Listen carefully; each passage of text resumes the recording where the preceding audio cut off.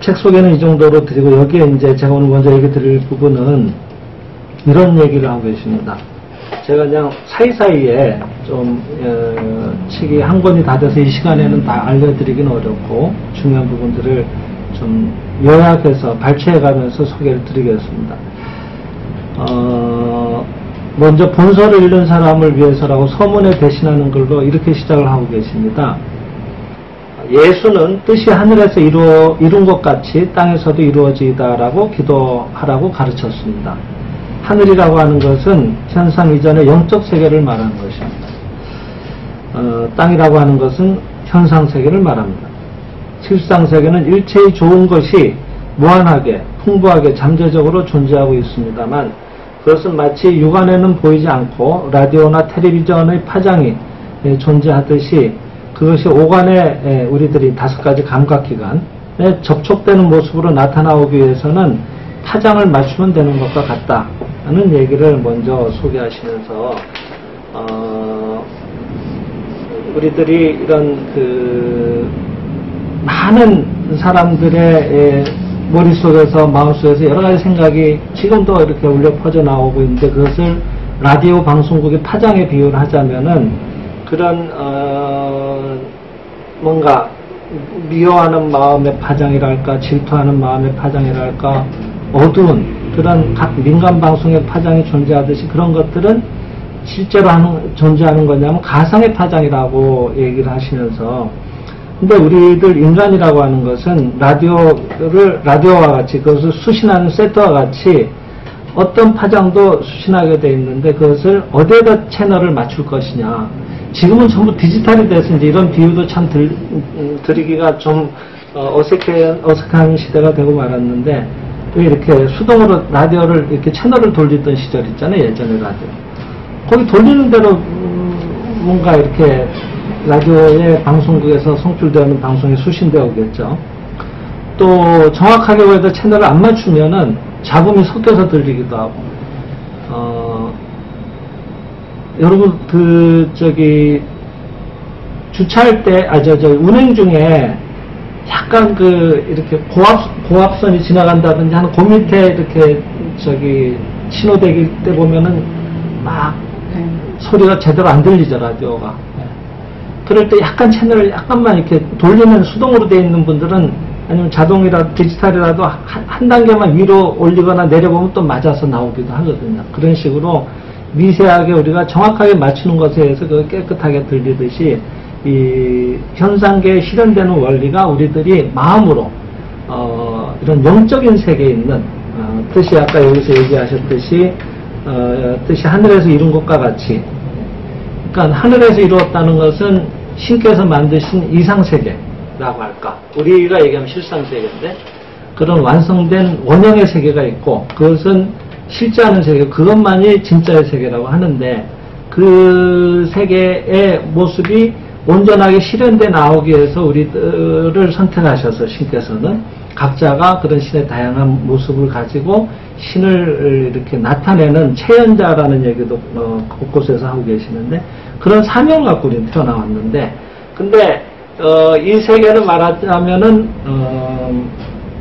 우리가 바다의 해삼이라든지 멍게라든지 이런 것들을 채취하기 위해서는 바다에 들어가는 장비를 이렇게 뭔가 갖춰야 되겠죠. 수경을 낀다든지 아니면 깊이 들어가기 위해서는 잠수복을 입는다든지 그런 잠수복에 해당되는 게 말하자면 우리들 이 영적인 인간이 지상에서 자기를 나타내는 도구로서 주어진 게 이 육체라고 하거든요.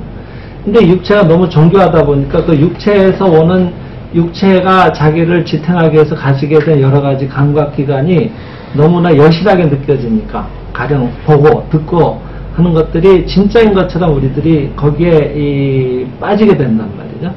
그래서 그런 어떤 영적인 세계에 대해서 둔감해진다고 할까.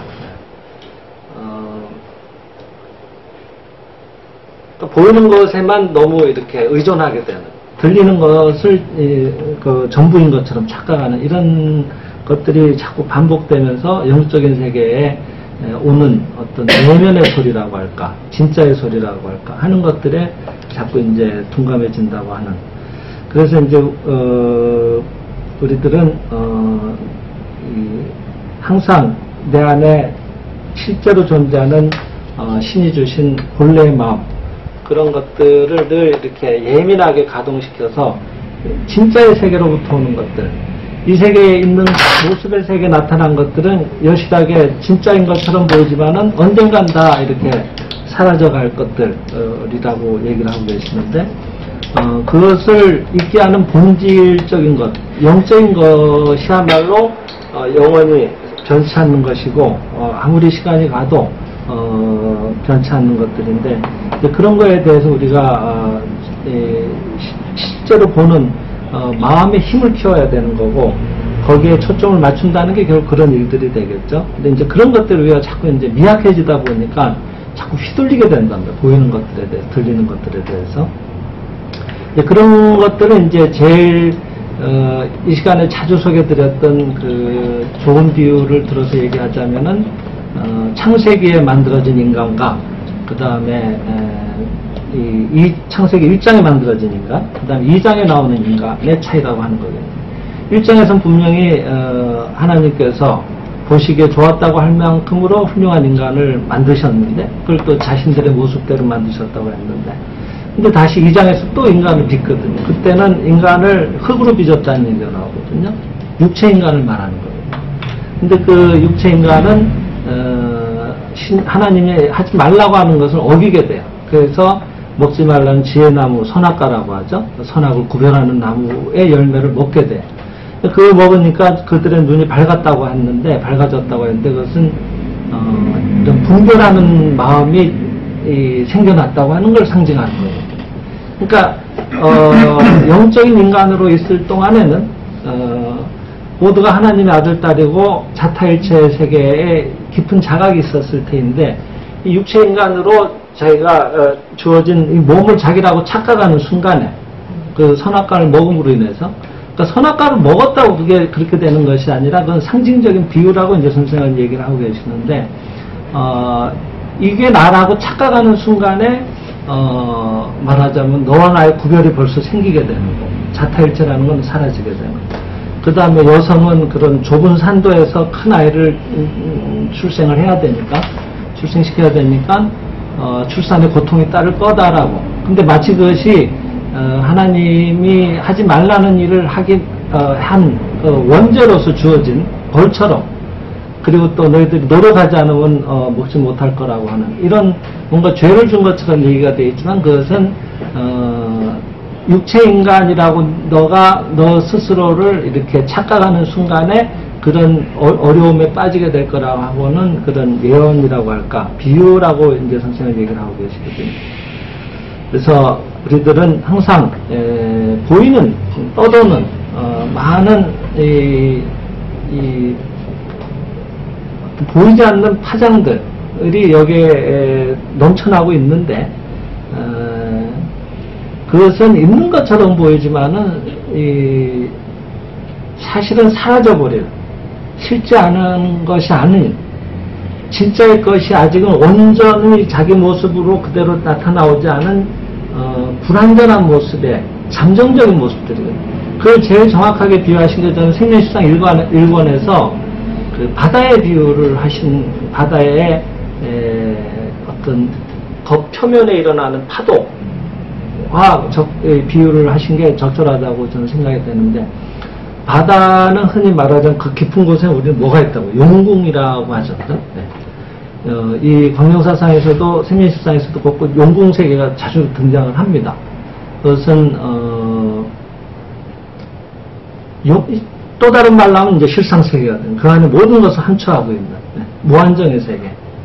근데 그런 우리들 안에 있는 제 창세기 1장으로 치자면은 영적인 인간으로서 하나님의 모든 것을 승계받은 완전한, 이미 모두하고 친하게 지낼 수 있고 모두를 예배할 수 있는 충분한 사랑이 있고, 또 하나님의 그 모든 권한을 다 드러내서 쓸 수 있는 무한한 지혜가 있고 건강이 있고 능력이 있는데, 그것을 아니야, 나는 지금 태어나기부터 난 좀 뭔가 태어나는 것부터가 안 좋았어, 우리 부모도 약하잖아, 그러니까 내가 약한 건 당연해라든지 자기 스스로 여러 가지 제안을 하거든. 그것은 육체인간으로 자기가 추락하는 걸 말하거든.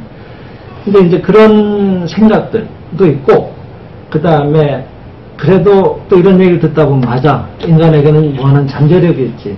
그러니까 내 자녀에 대해서, 남편에 대해서, 아내에 대해서도 분명히 그 안에 큰 사랑이 있고 훌륭한 면이 있는 거야 라는 또 믿음도 생겨요. 그것은 이쪽의 생각이 아니라 안에 있는 우리 신이 주신 본래의 그런 영적인 자각에서 오는 것들이라고 해야 될 텐데, 이런 자각이 늘 넘쳐나느냐 하면 그렇지 못하고 또 이쪽에 또 자각에 육체에서 올라오는 여러 가지 그 습관의 마음들로 인한 그런 마음의 또 요동침이 있거든요. 그게 이제 말하자면은 이 바다는 그 안에 무진장을 포함하고 있는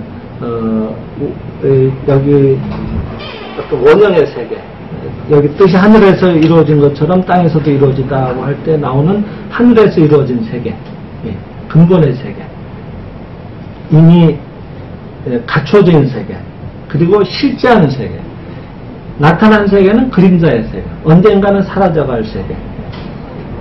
내가 건강하다 해서 건강해졌어요. 언제까지 건강하냐면 그 사람도 몇십 년이면 죽어요. 그럼 그 건강은 완전한 건강은 아니었거든요. 죽어도 죽지 않는 그 안에 영원히 갖춰진 온전한 건강, 그것이야말로 진짜의 건강인데, 죽었는데 다 끝났지 않느냐고 하지만 안 그러거든요. 우리가 나중에 뭐 또 영계편에 대한 얘기가 나오면 또 같이 얘기를 나누겠지만, 사후의 세계가 얼마든지 존재하고 있거든요. 영혼은 끝없는 수업을 쌓아가고 있거든요. 이제 그런 거에 대한 진짜의 건강에 대한 자각, 이런 것들이 실제하는 거지, 육체상에 드러난 잠깐의 건강이라고 하는 것은 사실은 온전한 건강이라고 보기는 어렵단 말이에요. 근데 하여튼 이제 비유를 하자면, 바다를 비유하자면 그 안에 이제 고요하면서도 그 안에 모든 걸 갖추고 있는 영적인 세계에 비하자면 그것이 출렁거리잖아요. 겉표면은. 우리들의 마음이 요동치는 거하고 똑같은 거예요. 그것이 심하게 출렁거리게 되면 배도 집어삼키기도 합니다. 그죠? 그래서 이 출렁거리는 그 거친 파도의 모습이라고 하는 것들이 우리는 있다라고 얘기를 하지만은 걔는 그 순간 있는 것처럼 보였을 뿐이지 잠시도 가만 안 있어요. 막 엊그저께 태풍 올 때 보면 막 땅으로도 막 파도가 넘쳐 올라오고 차를 집어삼키기도 하는데, 태풍 지나고 나면 완전히 고요해요. 아주 평온한 또 바다의 모습을 되찾게 돼요. 어느 게 진짜냐? 어느 것도 진짜가 아닙니다. 그래서 이런 거친, 이런 우리의 어떤 마음의 울림, 이런 것들에 우리가 초점을 맞출 것이 아니라, 거친 채로, 겉으로 보이는 채로 그 안에 있는 진짜의 고요한 마음을 온전한 그 흔들리지 않는 완전한 세계를 보는 힘을 키우자고 하는 게 이제 이런 시간의 목적이기도 하죠. 그러니까 뭐 이렇게 얘기하면 상당히 어렵습니다만은, 가족 중에 누군가가 막 광란을 일으켜가지고 막 요동을 친단 말이에요. 그러면 그가 온전히 진짜 저렇다라고 보지를 않는 거예요, 마음으로. 오히려 방에 조용히 물러나서 조용한 데 가서 그를 향해서 그 안에 있는 진짜 훌륭한 자기가 되고 싶어 해서 그것이 아직 온전치 드러나오지 못한 것에 대한 애달픔, 뭔가 서툰 모습, 이런 것들을 마음으로 충분히 헤아려 드리고, 그럼에도 불구하고 저가 저러는 것은 진짜 더 훌륭해지려고 저러고 하는 연습을 하고 있는 것이다 라고 예배를 하는 거예요. 근데 이런 것들이 진짜 훌륭한 기도가 되는 거거든요. 그래서 우리들이 이제 왜 이런 이제 들어가는 말씀이 길게 드리는가 하면, 이런 얘기들이 이제 사실은 중요하거든요. 여기서 이제 선생님 내부 이상에 그래서 귀를 기울여야 한다고 하는 건데,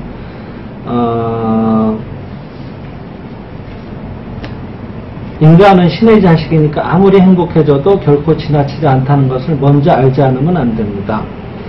그리고 아까 얘기한 그런 이 원형의 세계, 또 뜻이 하늘에서 이루어진 그런 세계의 실제의 세계에는 우리가 원하는 어떠한 행복도 다 갖춰져 있고, 그것은 시공간을 초월하고 있어서 얼마든지 우리들이 원하는 원하는 것을 실현할 수가 있다는 얘기를 하시면서, 그것을 실현하는 수신 세트에 해당되는 것이야말로 우리들의 마음이니까 항상 마음을 적당히 이렇게 정확하게 조절이 될 수 있도록 예민하게 감도를 이렇게 높여가지고 거기에 잘 맞추는 그런 일들이 반드시 수반돼야 된다는 얘기를 하고 계십니다.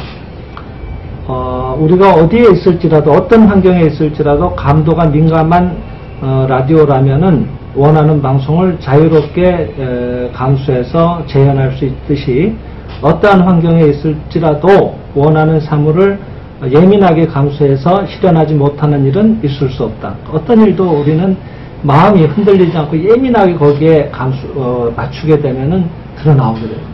근데 이게 진짜 드러나오게 될 때를 잘 생각해 보시면은 안 된다는 생각이 전혀 없는, 정말 온전히 거기에 초점이 맞을 때 드러나와요. 지금 이런 얘기 어렵게 생각되시지만 조금 쉽게 풀어 얘기하면은 그 예전에 송환 선생님 자주 예를 들으셨는데 미국에서 실제로 있었던 일들이에요. 아들이 이 자동차 밑에 들어가서 제키라고 하죠. 이렇게 뭐랄까, 이렇게 누를 때마다 이렇게 힘을 받아서 올라가서 차를 거치하는 거치대를 설치하고 차 밑에 들어가서 수리를 하고 있었는데 제키가 뭐가 잘못돼서 빠졌어. 그럼 어떻게 됐겠어요? 오징어. 걸리죠. 차 밑에 깔리죠. 차가 미국 차는 또 대체로 커요. 최하 1톤이야 무조건. 1톤 더 넘죠. 그걸 본 어머니는 어떻게 했어요? 얼마나 놀랬겠어. 뛰어와가지고 그걸 번쩍 들어요. 그래가지고 아들을 나오라고 해가지고 빼내요. 근데 나중에 보니까 허리에 금이 갔어. 금이 가는 것도 몰라요 어머니는. 근데 그 나약한 여성이 나중에 어떻게 그걸 들었냐고 다시 해보라 그러면 죽어도 못해. 죽을 때까지 못해. 하라 그래도 못해요. 근데 그때 그 힘이 어떻게 나왔냐? 정확하게 감도가 맞은 거예요. 구한다 하는, 그리고 든다는 1년밖에 없었지 이게 내가 들 수 있을까? 내가 저걸 어떻게 들어? 이런 의심 자체가 없는 거예요. 그게 이제 우리가 말하자면 뭐 정신을 또 하사불성이라고 붙일 수도 있을 거고 뭐 얼마든지 비유가 가능하겠죠. 이해가 되시죠, 그죠? 근데 이런 절실한 마음이 되고 온전히 불순물이 섞이지 않은 이미 우리가 지금 눈에는 이게 그냥 조그만 어떤 구역 앞에 있는 어떤 사무실로 보이지만은 우리가 영안이 열려서 본다면 이게 전부 빛이거든요. 이건 이렇게 역할하려고 하는 어떤 이 광물, 이건 유리잖아요. 그 밑에 또 판이 있잖아요. 그죠? 이게 이 신의 세계에 있어서 이렇게 쓰임새게 되게 하게끔 천지 만물을 이렇게 조합하셔가지고 신의 지혜가, 예지가, 생명이 이와 같이 여기 표현되어 있다고 본다면은 그저 감탄의 연속이죠. 너무 감사할 뿐이죠. 근데 우리는 이쪽에 눈을 항상 보고 있기 때문에 그렇지 않은 거예요. 자식도 그런 거예요. 늘 이래라 저래라 말 안 들으면 저는 뭐 어떡하냐고 맨날 이렇게 얘기를 하지만은 이제 걔가 뭐 어떻게 되어서 하룻밤 안 왔어. 그럼 슬슬 걱정이 돼. 연락도 안 돼요. 그러다가 이제 뭐 며칠 만에 어떻게 연락이 돼서 집에 오면은 다 집어치우고 그냥 살아온 게 감사한 거예요. 그런 체험들 어릴 때 있잖아요. 한 번씩 잃어버리잖아요. 요즘 애완견 많이 키우잖아요. 그죠? 애완견들은요, 반갑다고 오줌까지 막 쌉니다. 저도 키워봤지만. 아주 매달리면서 막 오줌도 막 누고 이러는데, 아니, 들어와도 그냥 왔어요 정도만 해도 다행이에요. 쳐다도 안 보는 정도 있어요. 내가 집을 잘못 찾아왔나, 나가고 싶을 정도다. 그죠? 이런 것들이 우리가 많이 놓치고 있다고 합니다. 감동이 사라지고. 이쪽으로만 다 이쪽에 있는 근데 이렇게 늘 감사하고 정말 이게 충실해지면은 놀라운 일들이 일어나오는데 진짜 진심으로 안아주고 진짜 기뻐하면은 그 아이는 이 부모를 실망시키면 안 된다는 생각이 누가 시켜서 드는 게 아니라 스스로 알게 돼. 이런 것들이 진짜 교육인데 한번 뭘 시켜봐야 걔가 말을 듣냐고 안 그렇거든. 직장에서 막 해서 가르치잖아요. 그러면 그 직원이 얘하고 그렇게 해야겠군요. 말로는 그렇게 하지만 진짜 그렇게 잘하냐면 돌아서서 마음으로는 너는 얼마나 잘했길래 그러냐, 당신의 평가가 좋은지 아느냐, 별소리가 다 나오거든요. 반감이 듭니다. 그게 아니라 힘든데 애쓴다, 어렵지, 조금만 더 버텨봐, 좋은 날이 올 거야, 뭘 하든지 그쪽에 서서 그를 마음으로 존중을 해주잖아요. 그럼 그한테 뭔가 내가 기쁨을 돌려드리고 싶은 생각이 저절로 드는 거예요. 그게 우리 안에 있는 진짜가 통한다고 하는 거예요. 그래서 막 이렇게 이론적으로 얘기하는 것보다 예를 들으니까 좀 이해가 편하시지 않나 싶은데,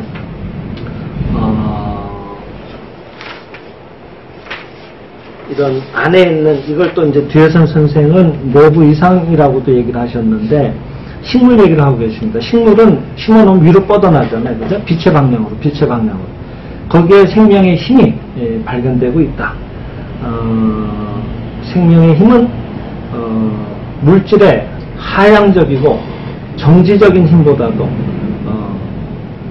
강한 것으로서 물질의 자연 인력에, 물질의 세계에서는 인력이 작용해서 땡기고 있고 이런데 거기에 반항해서 오히려 거슬러 올라가는 것이다.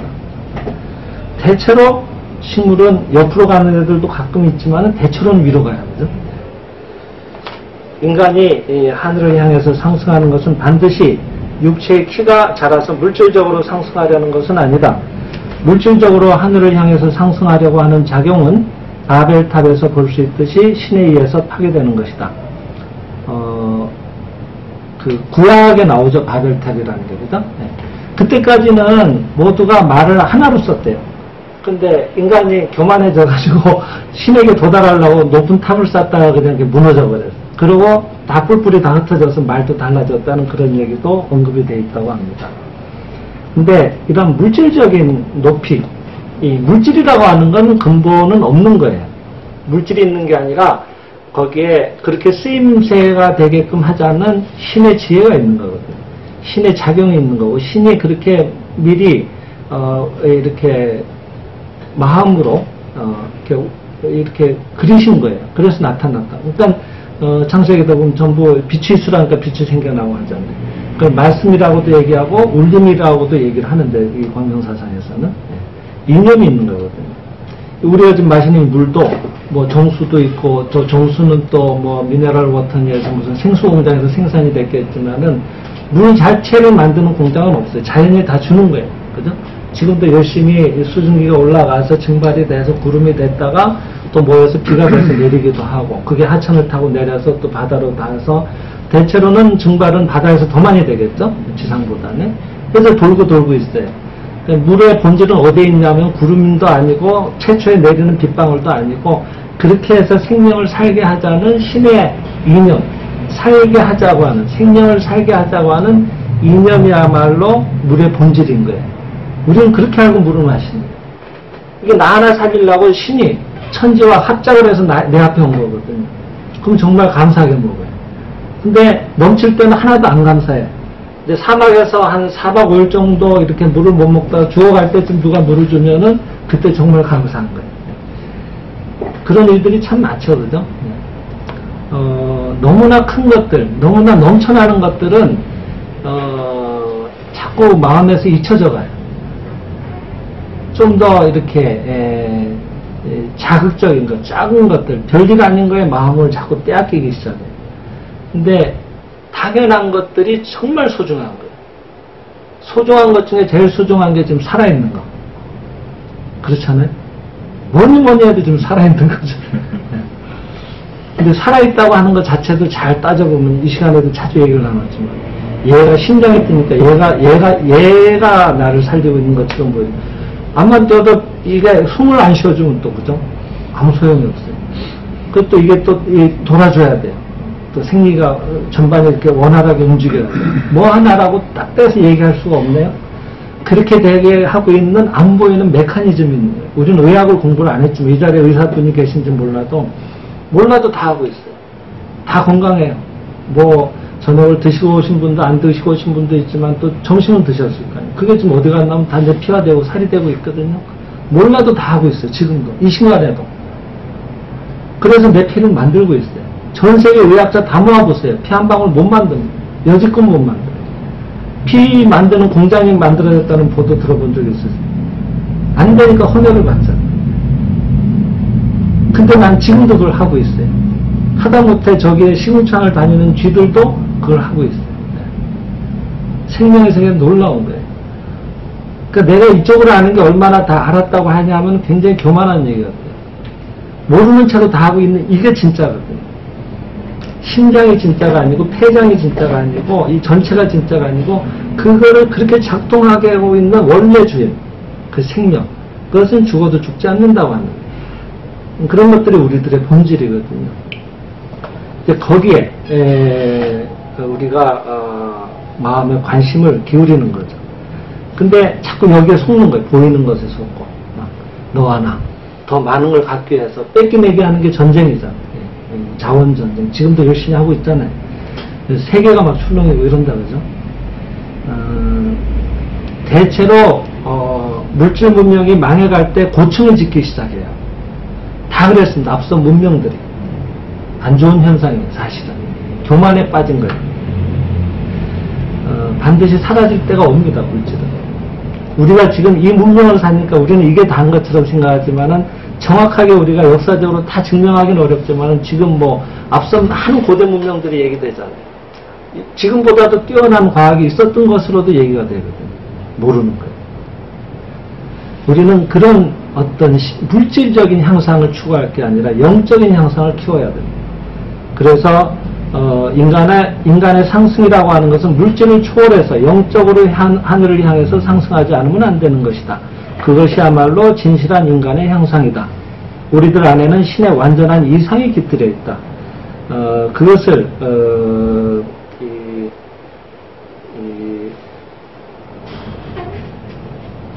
그것이 속삭이는 대로 높이 뻗어나지 않으면 안 된다. 이런 얘기를 하면서 내부 이상에 대한 얘기를 하시는데 여기에 보석 상자가 아무리 훌륭할지라도 그 보석 그 속에 들어있는 보석이 가짜라면 아무런 가치가 없을 것이다. 그죠? 함이 아무리 좋으면 뭐예요? 안에가 가짜가 들었는데. 바깥의 부나 명성이 훌륭한 것은 단지 보석 상자를 화려하고 현란하게 만드는 것과 같은 것이다. 그보다도 자기 영혼의 보석을 진짜 빛나게 하지 않으면 안 돼. 영혼은 불순이나 상처가 나는 것을 싫어한다.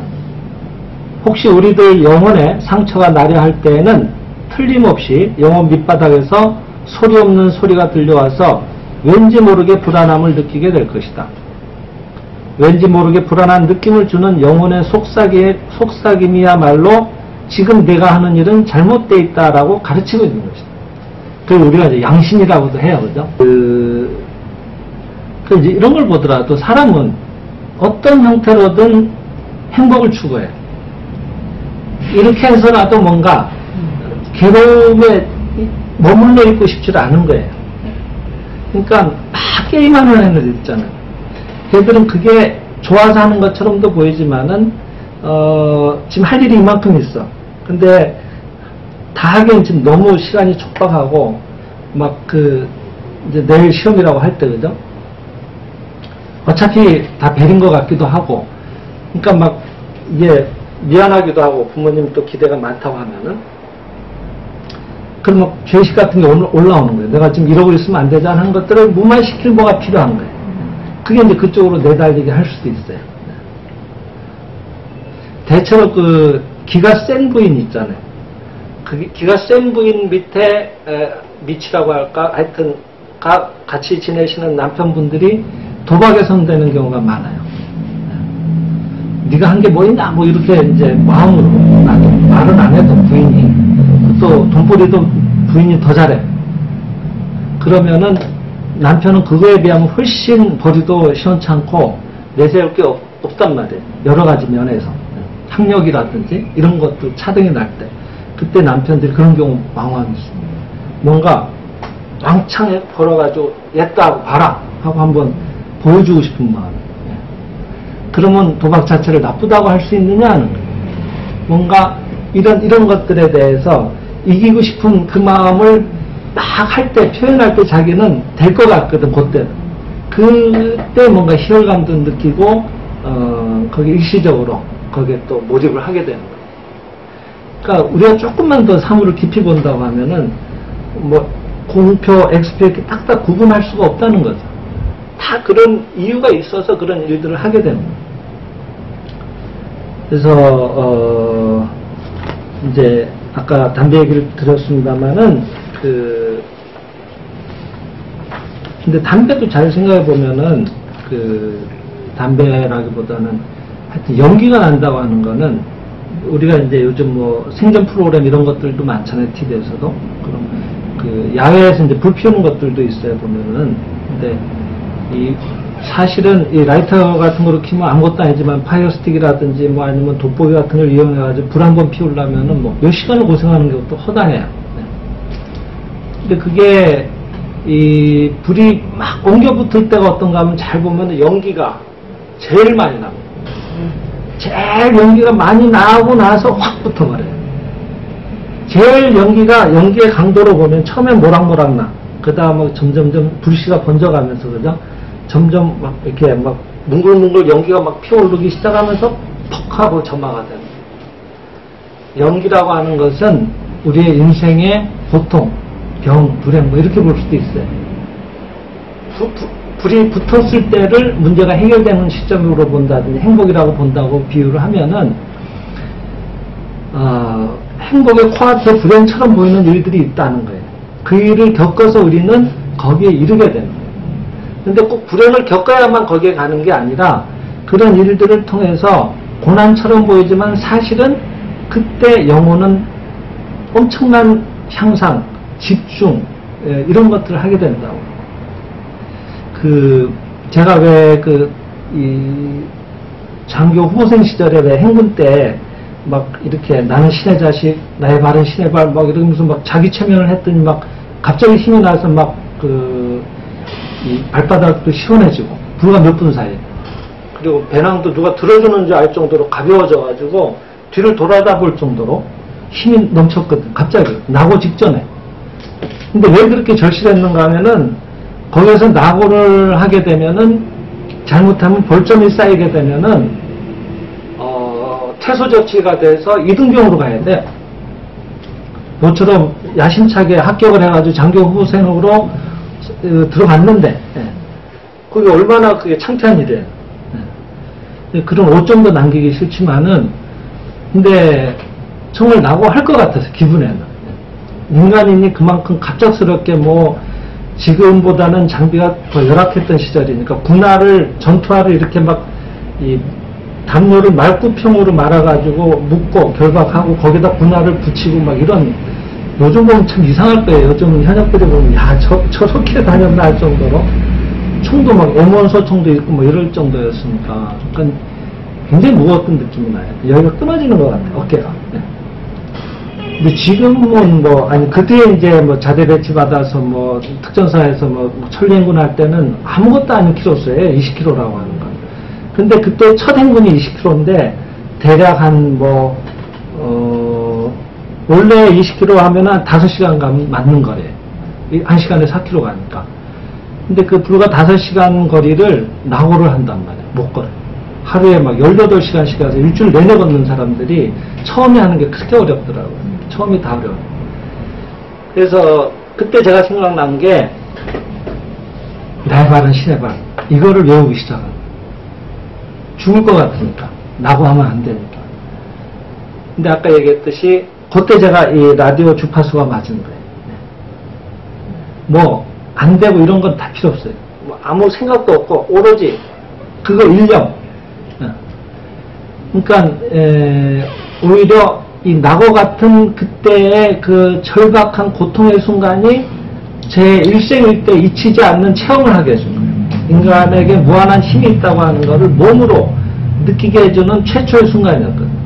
저는 그때가 이제 대학교 4학년 졸업하고 85년도에 입대를 했는데 그러니까 제가 이런 광명사상을 아버님으로부터 직접 듣기 시작한 게 대략 중학교 때부터니까 중고등 대학교 마치고 그죠?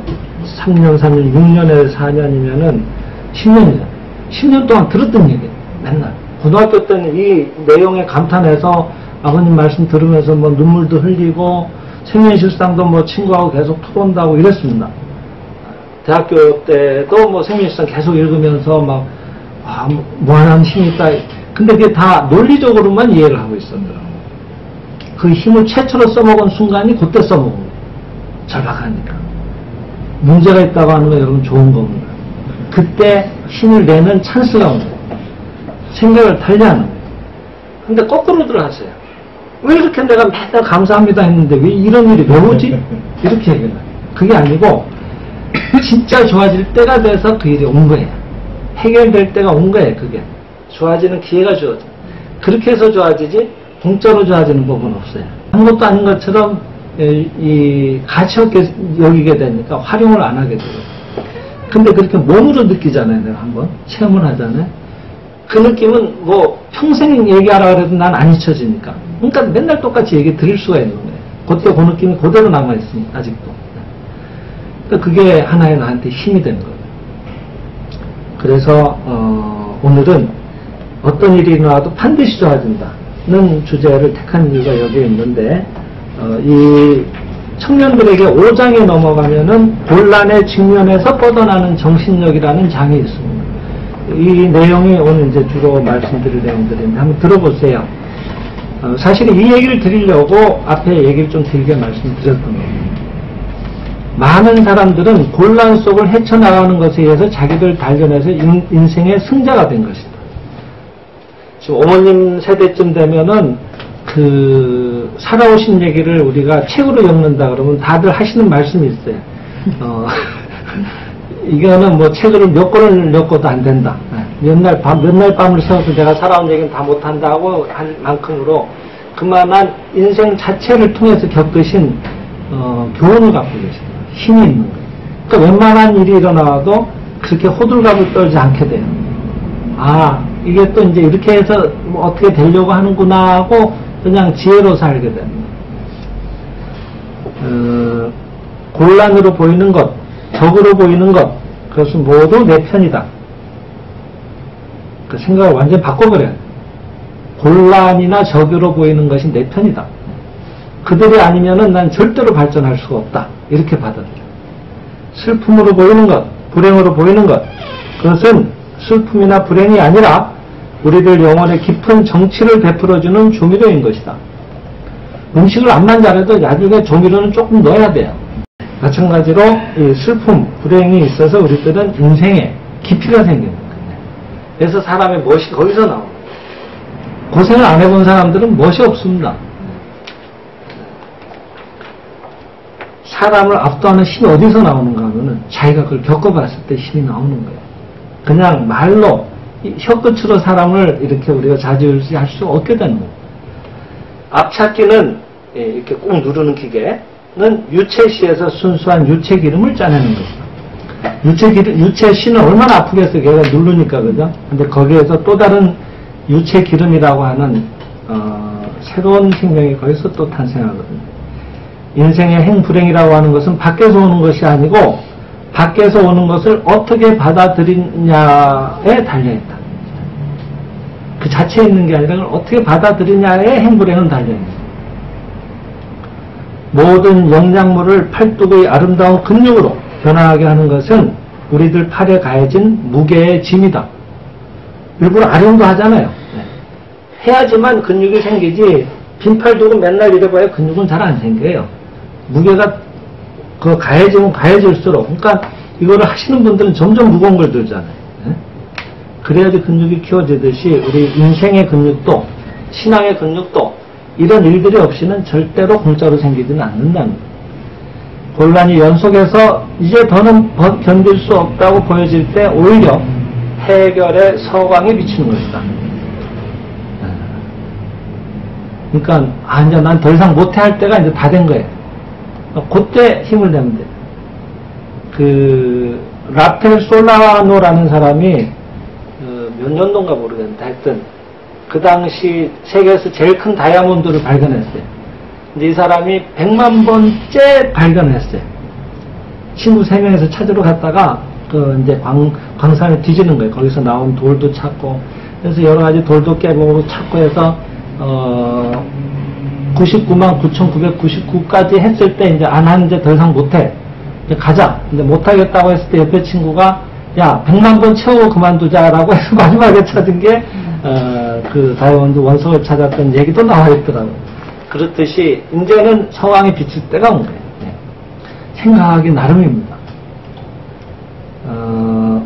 신은, 요 얘기를 꼭 믿어주세요. 신은 결코 불필요한 것을 인간에게 주시는 일은 없다. 곤란이 그 사람에게 일어나오는 것은 곤란에 의해서 그 사람이 한층 더 많은 지혜가 개발되든가 더 많은 사랑이 개발되어 오든가 하는 기회로서 베풀어지는 것입니다. 절대로 공짜 그러니까 불필요한 일은 일어나오지 않는다는 걸 믿으시고 그 일에 정성을 다하는, 최선을 다하는 것. 네. 반드시 거기에 놀라운 세계가 전개돼 나올 준비가 되어 있는 겁니다. 어떤 세상의 명작이라고 하는 것도 어떤 놀라운 성공도 이런 일들을 겪어서 일어나고 그래서 오늘 이제 준비한 것들이 다 그런 여러분 잘 아시는 사례들인데 헬렌 켈러 아시죠? 네. 이분은 태어나서 19개월 되던 때 성홍열로 추정이 되는 그런 열이 안에서 나와가지고 위장하고 뇌 쪽에 출혈이 있었던 거로 추정이 되는데 시각, 청각을 잃었어요. 그러니까 보지도 못하고 듣지도 못해. 그 자연히 말도 못해. 그래서 그를 이제 키운 그런 이 유명한 그 똑같은 장애를 갖고 있었던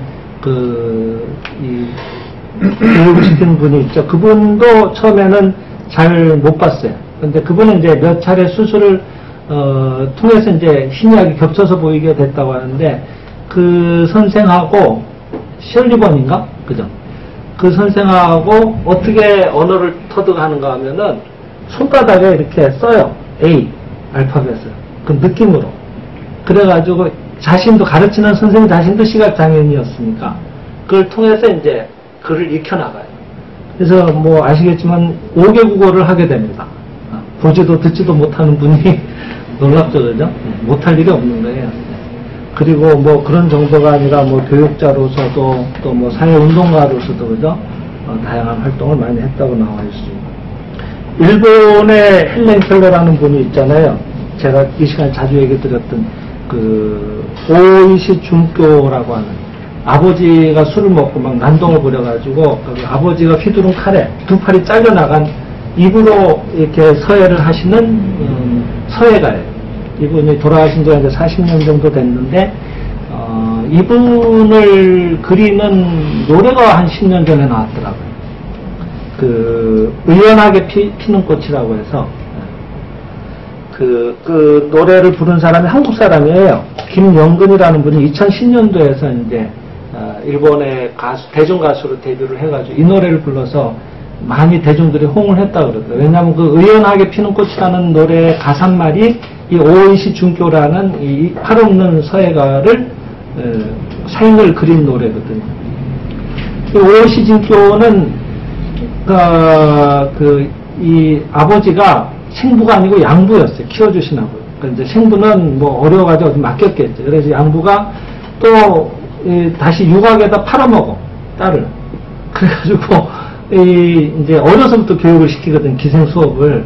근데 이제 양부가 술을 먹고 이제 난동을 부린 거예요, 그 유학에 와가지고. 그래서 그 휘두른 칼에 6명이 죽었어. 근데 이 10살 된 오이시 중교 혼자만 두 팔이 잘린 채로 살아남았어. 죽은 채 하고 있었던 거예요. 그러니까 그 시절에 신문에도 대문짝처럼 났던 실화예요. 근데 이 사람이 두 팔이 없는 채로 뭘 하는가 하면은 시름에 잠겨 있어서 이제 방에 있는데 이분이 태어날 때 그 병원의 그 간호의 제일 높은 분이 하시는 얘기가 오이시 중교 당신은 사명이 있다고, 당신이 살아났다고 하는 사명이 있다고. 그때가 19살 때인가 그랬어요. 10살에 팔려가가지고. 네. 19살인가인데 그때 사고를 겪고 태어나면서 왜 사명이 있다고 하시냐 그러니까 두 팔이 없는 채로 이 사람 하는 행동이 달랐던 거예요. 팔이 없으니까 그 병원에 현관 입구에 놓여진 슬리퍼들을 발로 가지런하게 다 정리를 하는 거예요. 사람들이 들어갈 때 신기 편하게. 근데 그 모습을 유심히 본 거예요, 간호사들이. 그래서 저 사람은 특별한 사람이다. 저 사람이 할 일이 있어서 살아남았구나. 근데 그 얘기를 늘 염두에 두고 있는데 내가 할 일이 뭐가 있을까? 팔이 없는 채로 이렇게 했는데 하루는 집에 그 처마에 걸어놨던 세상에서 카나리아가 아주 예쁘게 지저귀어요. 근데 그 소리를 너무 심취해서 듣다가 이렇게 내다보니까 카나리아는 입으로 모든 걸 다 하네? 해 때에도 입으로 가서 매달리고, 먹이도 입으로 다 먹고, 자기 부리도 입으로 다, 깃털도 입으로 정리하고, 나도 입으로 뭘 하자라고 결심해요. 근데 뭘 하려고 붓을 이렇게 쥐었는데, 발로 먹을 갈고해서 쥐었는데, 글을 모르네. 어릴 때 팔려가놓으니까 글을 배운 적이 없어요. 그래서 초등학교를 찾아가요. 그때 일본은 이제 소학교라고 해요. 교장이 안 된다는 거예요. 나이가 너무 많아서 애들하고 차이가 나니까 같이 수업을 시켜줄 수가 없다. 그때 이 사람이 얘기를 해요. 선생님, 저는 저 자신을 위해서 이 글을 깨우치자고 하는 게 아닙니다. 저는 이 몸으로 해야 될 사명이 있습니다. 사람들한테 이런 몸으로도 할 수 있다는 힘을 드리고 싶습니다. 저를 도와주십시오. 제가 하자고 해도 글을 알 수가 없습니다. 도와주세요. 그 말이 움직인 거예요, 교장은. 근데 이제 이분의 얘기를 그 구스모도 선생이 생장의 집에 이제 훌륭한 강사분이 자주 인용을 하시는데 뭐라고 얘기하시는가 하면 그때 오이시 진교시 입에서 나온 교장을 향한 그 말은 오이시 준교 개인의 말이 아니었다고 합니다. 내부 이상 아까 우리 얘기했죠, 그죠? 안에서 항상 이래라고 하는 진짜의 그 소리에 자기가 항상 마음을 기울이는 거예요. 생각해 보세요. 낳은 부모가 갖다 양부모한테 맡기는 것도 서러운 일인데 그 양부모는 다시 유각에다 팔아먹어. 그것만 해도 사는 의욕이 없어야 돼요. 이쪽으로 생각하면. 근데 그 팔아먹은 양부라는 사람이 와서 또 두 팔을 잘라놓네? 이거는 세상이 불행해도 더 이상 불행하다고 하기가 어려울 정도의 불행인 거예요. 근데 거기에서 이분이 내면의 소리를 들은 거예요. 내부 이상의 소리에 귀를 기울여요. 그때 나오는 말씀은 이 오이시 준교 개인의 이쪽에서 나오는 말이 아니었던 거예요. 신의 말씀입니다. 신이 우리에게 주신 진짜의 말씀. 그 말은 상대 안에 있는 신을 끌어내거든요. 모두가 신의 형제들이고 영적인 형제 자매들이니까. 모두가 신의 화연이니까. 그러니까 통하는 거예요. 그래서 교장을 움직여요. 그래서 교장이 그러면은 예외적으로 수업을 같이 할 수는 없지만은 최초로 교사를, 개인 교사를 파견해 주겠다. 그래서 집으로 와서 가르쳐요. 그래서 이 사람이 마침내 글을 배워가지고 전 세계 순회 그 전시회를 해요. 그래서 모든 장애인들의, 장애우들의 어떤 힘을 주는 활동을 쭉 하시다가 나중에는 그런 재단을 세우셨어요. 지금도 재단이 아직도 활동 중인 걸로 알고 있습니다. 그래서 후학들이 같은 뜻을 살려서 이어나가고 있고 그런 분을 기리는 노래도 나왔다 그러고요. 네. 헬렌 켈러만 해도 그렇고 오이시 준교만 해도 그렇고 우리가 나는 못해 이런 얘기를 함부로 할 수가 없을 것 같지 않습니까, 여러분? 얼마든지 지금 우리는 멀쩡한 두 팔 두 다리가 있고 보고 들을 수 있는데 그죠? 헬렌 켈러가 무슨 얘기를 했는가 하면요. 내가 3일만 볼 수 있다면 3일만 볼 수 있는 기적이 있다면 첫 번째 날 뭐 보고 싶다고 하셨는가 하면은 사랑하는 사람들의 얼굴을 보고 싶다. 우린 매일 보고 있다 그죠? 집에 가면. 근데 그분은 그게 평생 죽기 전에 소원인 거예요. 우린 매일 봐도 아무 감흥이 없어. 많이 반성해야 돼, 그죠? 두 번째, 뭐라고 하셨더라?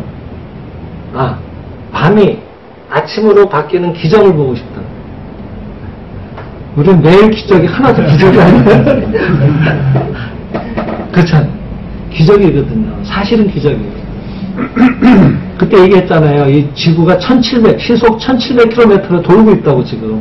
이 어마어마한 덩어리가. 이게 튕겨나가지도 않고 신기하게 딱 붙어서 잘 돌아요, 지금도. 근데 그렇게 열심히 돌아가지고 새날을 맞이하는 거예요. 이 어마어마한 땅덩어리가 1700km, 시속 1700km로 도는 롤러코스터를 만든 사람도 없겠지만 그걸 타려면 돈을 얼마나 내야겠어요. 근데 그런 거하고 비교할 정도가 아닌 천지자연이 놀라운 신의 예지가 움직이고 돌아서 하루를 즐겁게 맞이하라고 새날을 주신 거예요. 맨날 똑같았으면 재미없잖아. 맨날 저쪽은 밤이면 재미없잖아. 하루가 새날인 거야. 순간순간이 새 순간인 거야. 우리가 그런 장악에 눈뜨게 하게끔 신은 배려해서 우리를 그런 놀라운 기적의 세계에 지금 연관된 세계에 있게 하신 거예요. 지금 뭐 홀딱 벗고 춤을 춰도 하나도 이상하지 않을 만큼의 놀라운 순간을 매 순간 맞이하고 있는데도 아무렇지도 않은 거예요. 그만큼 내가 둔감한 거예요. 그리고 마지막으로 우리가 걸어다니는 평범한 거리를 보고 싶다고요. 그렇듯이 우리가 이렇게 새겨보면은 그렇게 했다는 것들이 느껴지는데 새삼스럽게 너무나 우리가 거기에 둔감하거든요. 본죽 만쳐 나가시면은 이분이 97년도에 김초로라는 회장님이 완전 부도가 나요. 그때 뭐 하셨는 줄 아세요? 길거리에서 헛똑 장사 하셨어요. 그래가지고 다시 본죽을 일으킨 거예요. 죽은 본래 시간이 많이 걸리는 음식이에요. 외식 산업을 해도 제일 수지가 안 맞는 장사야. 왜? 이게 빨리빨리 응대를 못하니까, 그죠? 근데, 그런 거에 연연하지 않은 거예요. 한국의 이런 좋은 전통, 역량. 그래서 매번 메뉴를 바꾸잖아요, 가보면. 그런 어떤, 이 금전에 연연하지 않고 진짜 기쁨을 드리자는 그 일념이 그분의 안에 또 다른 힘을 아마 발휘하게 하셨겠죠. 뭐 오늘 밤새도록 얘기를 해도 모자랄 만큼으로 이런 사례들은 참 많습니다, 여러분. 어디 가든 다 있습니다. 마지막 한 가지만 들어볼게요. 지금 우리나라 뭐 치킨 그럼 우리나라 워낙 유명하니까. 근데 사실은 여기 우리나라 이제 치킨이 유명해지기 전에 KFC라고 있었죠. 켄터키 프라이드 치킨. 그 회장이 이제 커넬 할랜드 샌더스라는 분인데 이 양반이 불행했어요. 일하는 어머니와 어린 두 동생 그리고 웬만한 요리는 다 할 정도로 집안일을 도맡아서 했어요. 10살 나이에 농장에서 일을 하고 12살에 어머니가 재혼하면서 그는 고향을 떠났는데 그때부터 뭐 유람선, 페인트공, 타이어, 뭐 영업원, 주유소 직원 안 하는 게 없었어요. 그러다가 이분이 이 일을 시작한 게 언젠가 하면은 65세 되던 해 이제 좀 인정을 받아서 레스토랑을 하다가 그게 1년 만에 다 파산을 해가지고 다 잃어버려요. 65세 되던 해에 딱 손에 쥔 것이 105달러, 우리 돈으로 한 10만원. 그걸 들고 자기가 이제 음식점을 계속 했었기 때문에 미국에는 그 전까지는 아마 이렇게 이 프라이팬에다가 닭을 넓게 해가지고 이렇게 앞뒤로 굽는 그런 방식이 일반적이었던가 봐요. 근데 이분은 압력솥에다가 튀기는 방식을 최초로 자기가 개발을 한 거예요. 근데 그게 너무 앞서가고 생소하니까 거절을 당해요. 이 아이템을 105달러 들고 65세에 몇 군데를 찾아다녔는가 하면 2년 동안에 1008번 만에 사람을 만나요. 아이템을 사겠다는 사람. 그래가지고 마침내 1호점이 탄생했다는 얘기입니다. 65세. 아무리 늦었다고 해도 늦을 건 하나도 없습니다. 여러분 잘 아시는 인천 상륙작전의 주인공이 누구세요? 메가더 장군. 이분이 원래 은퇴했다가 61세에 다시 현역으로 복귀하십니다. 미국은 예비군 제도가 잘 돼 있어요. 그래서 예비군에서 계속 진급해가지고 장군까지 다시더라고요. 제가 왜 특전사에서 그린베레드라고 연합작전 했다고 그랬잖아요. 저희 연합작전 할 때 오시는 분들이 예비군이 굉장히 많이 왔어요. 거의 할아버지들이 오시더라고요. 같이 짬바고 다 해요.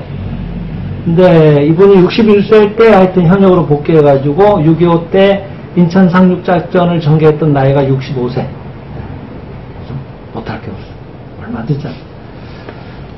잘 아시는 마츠시타 공업사 창업자, 마츠시타 고노스케는 이런 얘기를 했다고 합니다. 나는 신이 주신 3가지 은혜 덕분에 성공을 했는데, 첫 번째, 집이 몹시 가난해서 어릴 적부터 구두 닦기, 신문팔이, 이런 고생을 통해서 세상을 살아가는데 필요한 많은 경험을 쌓을 수 있었다. 거꾸로다 그러죠. 집이 가난해서 어릴 적부터 구두 닦고 신문 팔았으면은 세상에서 나는 제일 불행하다고 생각하는 게 일반적입니다. 이분은 경험을 많이 쌓았다고 생각하십니다. 두 번째, 태어날 때부터 몸이 약해서 운동에 힘을 썼기 때문에 건강을 유지할 수 있었다. 몸이 약한 분은 오히려 몸을 단련할 때가 온 거예요. 좋게 생각하시면 더 얼마든지 건강해지죠. 대체로 운동선수 중에 이런 경우가 참 많거든요. 약해가지고 그것을 극복하기 위해서 운동하면서 그게 국가대표가 된 경우 참 많습니다. 그 다음 세 번째, 나는 초등학교도 못 다녔기 때문에 모든 사람을 나의 스승으로 여기고 누구에게나 물어가며 배우는 일에 게을리하지 않았습니다. 그러니까 뭐든지 가장들입니다. 그래서 우리가 이런 지금 공부를 같이 나눌 수 있는 것도 또 저희들은 이 송암 선생님 그늘이 있어서 이런 또 많은 출판물도 가질 수 있습니다. 송암 선생님도 초등학교 4학년이 학력 전부거든요. 학교를 못 다니셨습니다. 다닐 수 있는 형편이 안 됐고. 그러니까 독학을 해서 책이 하여튼 돌아가시고 보면 서재 책이 뭐 어마어마해요. 이런 강명도서 말고도 얼마나 책이 많으신지. 그래서 책을 통해서 계속 끊임없이 자꾸 이렇게 지혜를 습득하시고 하셨던 것 같아요. 끝으로 이 얘기 한 가지만 읽어드릴게요. 어떤 신문기자가 천국을 취재를 갔어요. 근데 거기에 갔더니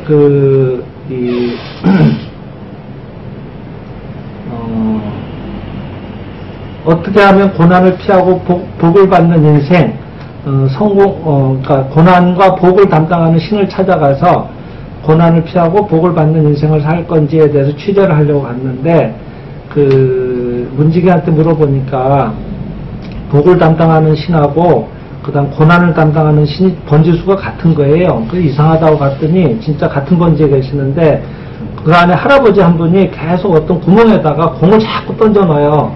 근데 큰 공도 있고 작은 공도 있는데 그럼 뭐 하냐고 이제 물어보니까 지금 복을 나눠주고 있다고 하시는 거예요. 그 공놀이 하시면서 그게 무슨 복을 나눠주는 거냐고 하니까 이 공을 던져가지고 그 공이 맞는 놈이 발복을 한다는 거예요.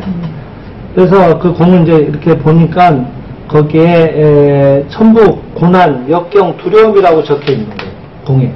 그래서 아니 여기 그 복을 주신다고 하면서 왜 고난, 역경, 두려움 이런 것들이 여기 적혀 있냐고.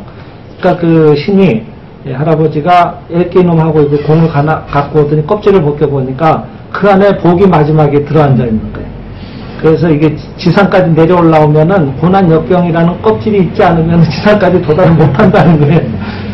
그래서 그렇게 감싸놨는데 요새는 사람들이 약해가지고 암만 복을 주려고 해도 안 받는다는 거예요. 힘들다고. 그러니까 지금 내가 제일 죽겠다는 분은 제일 기뻐하셔요. 제일 큰 복이 오고 있는 거죠. 진짜 그렇습니다, 여러분. 힘들 때 사람은 힘이 나와요. 힘들 때 기도도 하고 절실할 때 감사도 진짜 감사가 나오기 시작하는 거예요.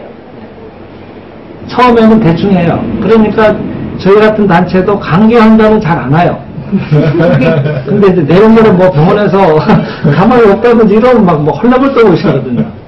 엊그저께도 한 분 오셨어요. 그래가지고 막 대성통곡하시고 좋아지기 시작합니다. 그 전까지는 모르고 살았던 거예요.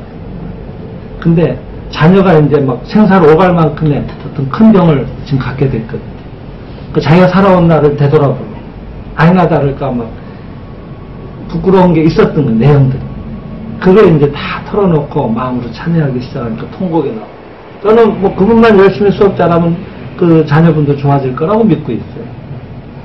그러면은 이게 재난이냐면 아닌 거예요.